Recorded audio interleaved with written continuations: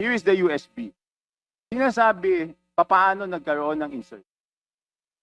Under the name of Congressman Saldico, ang insertion sa BICAM as proponent siya is 13,803,693,000. And we do not want to invite him as a resource person. Mr. Chair, sorry. Comsec, can you show this? Para lang sabihin hindi ako Mr. Chair, with nag-invento. due courtesy. Wait, I have the floor. Yeah, I i-correct have ko the lang. floor. Yeah, but I have Mr. the floor. No, Mr. I Chair, have the floor. just to, on the I have record, the floor. on the record, Mr. I Chair, have the floor. we did not refuse to Suspend. I invite. have the floor. Mr. Chair, yun na nga ang problema, no? Nung unang ginawa to, I was against it. How can we investigate ourselves? That is the primary question. So kung ang isang congressman, sabi nyo kanina kahit sino masagasaan, wala tayong sasantuhin, kahit congressman, kahit senador.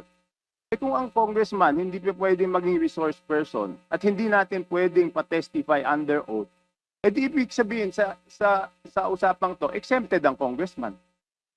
So paano tayo mag-iimbestiga?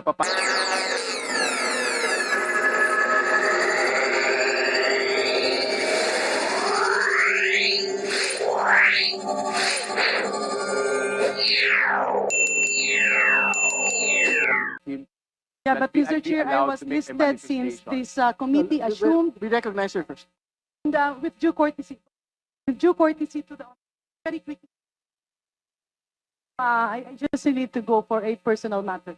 Mr. Chair, with due courtesy to all my colleagues, kanina lang ay tinanong ni Congressman Shell Jokno at ni Congressman Secretary Laila de Lima na hindi ba pangit na meron tayong komitiba and we might be investigating our colleagues?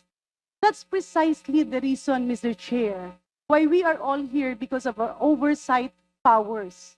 Yes, tutumbukin yan by the third-party investigators, and if there are cases, let cases be filed against the personality.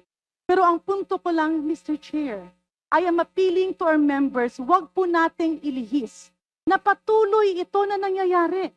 Nagbago na ang chairman ng Committee on Appropriations, nangyayari pa rin. And tila ako, nung pag-aral ko ng 2026 proposed NEP, merong mga napasok na flood control projects na hindi nang galing sa baba.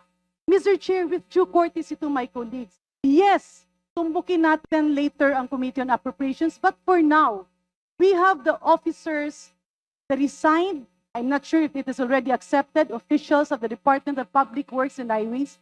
We need to know paano ito nangyayari. And also, Mr. Chair, if I move forward, the intent of this committee is to exercise of oversight powers to put in and instill measures para hindi na maulit. Instead of focusing on a single situation, as reiterated, as conveyed by my very good friend, Congressman Ungab, baka pwedeng we can invite them. We can invite a colleague who is not a member of the four committees. So the former chairman of the Committee on Appropriation is not a member of all the committees here.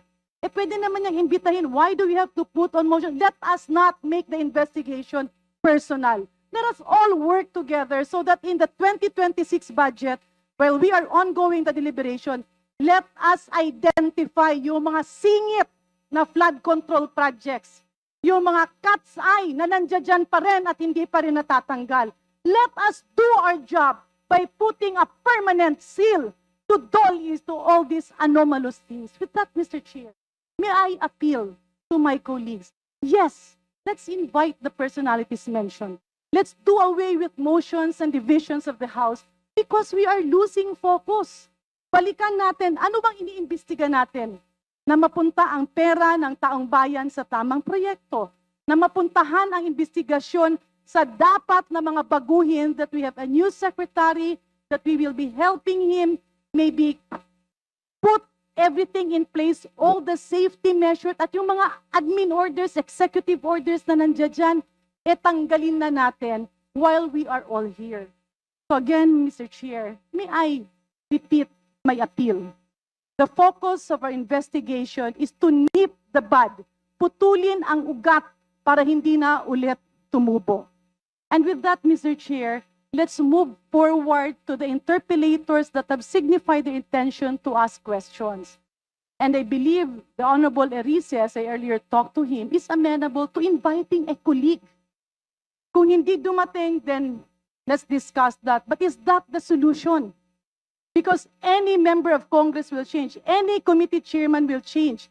But if the root of the cause of all of this will not be nipped, paulit-ulit pa rin itong mangyayari.